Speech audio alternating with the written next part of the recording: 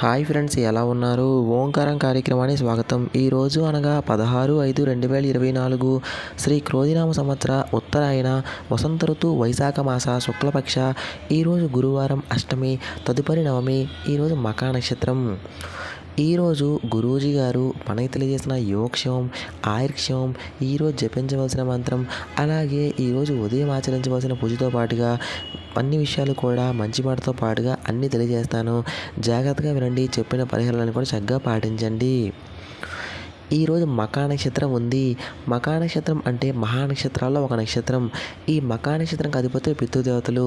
అయితే పితృదేవతలకు ఎవరు అధిపతి, ఎవరు అధిదేవత? సూర్య భగవానుడు. సూర్యుడు మన కంటికి కనిపించే దైవం సూర్యుడు.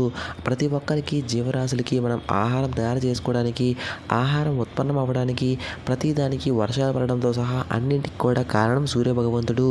ఆ సూర్య భగవంతుని యొక్క నామస్మరణ ఈరోజు మనం చేసుకోవాలి.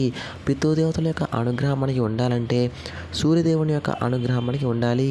కాబట్టి మన జాతకంలో పితృదోషాలు ఏమైనా ఉంటే ఆ పితృదోషాలు కానీ, పితృశాపాలు కానీ దూరం అవ్వడానికి, మనకు అన్ని విధాలు కూడా శుభం జరగడానికి, సూర్యదేవుని యొక్క అనుగ్రహం ప్రాప్తించి ఆరోగ్యం, తేజస్సు అన్నీ ప్రాప్తించడానికి ఈరోజు మంత్రబలంలో భాగంగా మనమంతా సూర్యదేవుని యొక్క నామస్మరణ చేసుకోవాల్సి ఉంటుంది.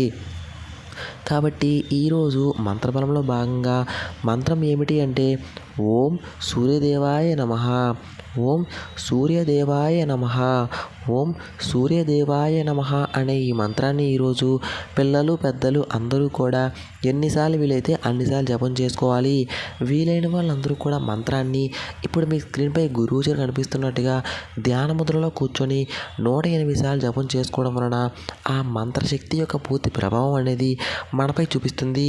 ఒకవేళ 108 సార్లు జపం చేసుకోవడం వీలు కాకపోయినా సరే, ఎన్నిసార్లు వీలైతే అన్నిసార్లు ప్రతి ఒక్కరు కూడా మంత్రంలో భాగంగా మంత్రాన్ని జపించాలి. ఇక ఈరోజు ఉదయం పూజ.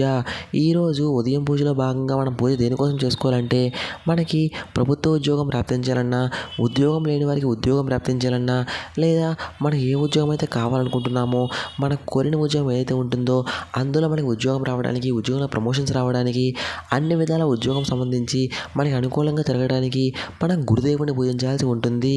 దానికోసం మనం మన ఇంట్లోనే గురుదేవుని యొక్క ఫోటో కానీ, విగ్రహం కానీ పెట్టుకోవాలి. సాయిబాబా, దత్తాత్రేయ లేదా రాఘవేంద్ర స్వామి వారు, ఇలా ఏదైనా గురుదేవాన్ని పెట్టుకోవచ్చు.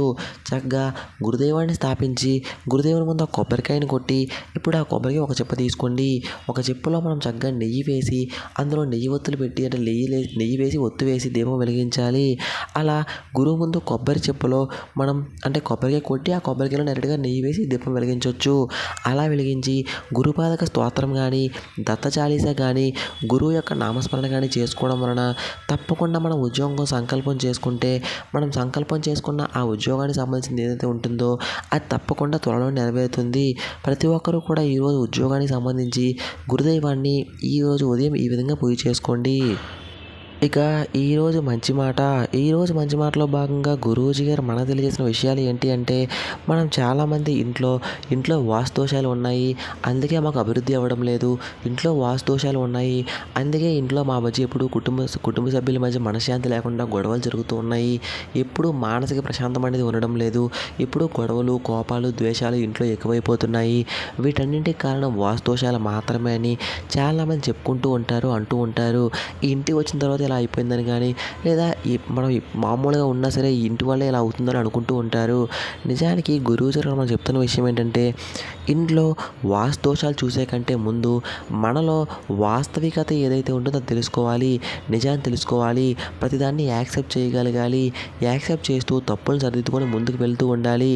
అలా ఎవరైతే వాస్తవంలో బతుకుతూ ఉంటారో, వాస్తవికతను తెలుసుకుంటూ ఉంటారో అలాంటి వాళ్ళకి వాస్తుదోషాలతో పని అనేది ఉండదు. వాస్తుదోషాలు నిందించడం అనేది ఉండదు. ఇక మరొక విషయం ఏమిటంటే, ప్రతి ఒక్కరు తెలుసుకోవాల్సిన విషయం కుంకుమకి ఎంతో శక్తి ఉంటుంది. మన నుదుటిన కుంకుమ పెట్టుకుంటే మన నుదుటిన అగ్ని పెట్టుకున్నట్టు. అంటే ఎవరైతే నుదుటిన కుంకుమ పెట్టుకుంటారో వాళ్ళ నుదుటిన అగ్నిజ్వాల వెలుగుతున్నట్టు, అగ్నిజ్వాల ఉన్నట్టు. కుంకుమ ఎవరి నుదుటిన అయితే ఉంటుందో వాళ్ళ దగ్గరికి చెడు శక్తులు, నెగిటివ్ ఎనర్జీ అనేది కనీసం దరిదాపుల్లో కూడా రాదు. చెడు వ్యక్తులు కూడా వాళ్ళ దగ్గరలోకి వెళ్ళలేరు. ఎవరైతే కుంకుమ పెట్టుకోకుండా ఉంటారో వాళ్ళ వెనక ఎప్పుడు చెడు శక్తులు తిరుగుతూ ఉంటాయి, చెడు మనుషులు తిరుగుతూ ఉంటారు, చెడు వాతావరణంలోకి వెళ్ళిపోతూ ఉంటారు. అంటే ఆటోమేటిక్గా ఇవన్నీ జరిగిపోతూ ఉంటాయి.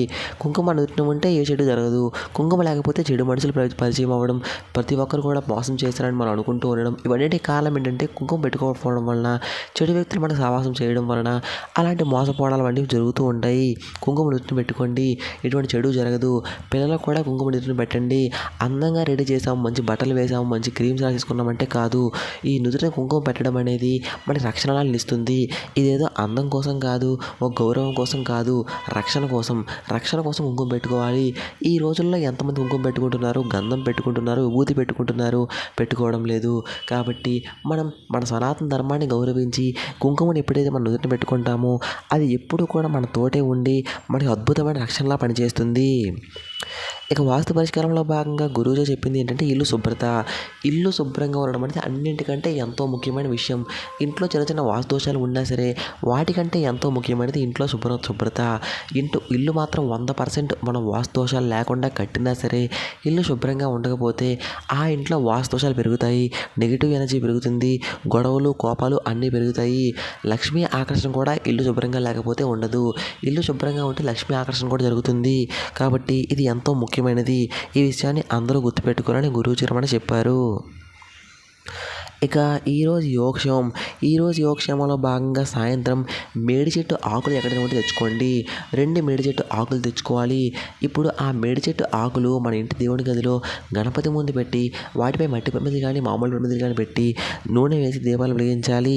అలా వెలిగించి పసుపు రంగు పుష్పాలు మన చేతిలో పట్టుకొని మనం చేసిన వృత్తిలో కానీ చేసిన వ్యాపారంలో కానీ అన్నింటిలో కూడా అభివృద్ధి అవ్వాలని, కష్టానికి తగిన ప్రతిఫలం లభించాలని, లాసెస్ రాకూడదని, అన్నింటిలో ప్రాఫిట్ రావాలని, జీతం పెరగాలని, అంతా బాగుండాలని, శుభం కావాలని సంకల్పం చేసుకొని ఆ పుష్పాలను గణపతికి సమర్పించాలి.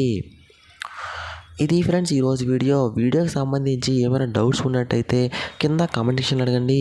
వీడియోని లైక్ చేయడం అసలు మర్చిపోవద్దు. తెలిసిన వాళ్ళతో వీడియో షేర్ చేయండి. Thank you.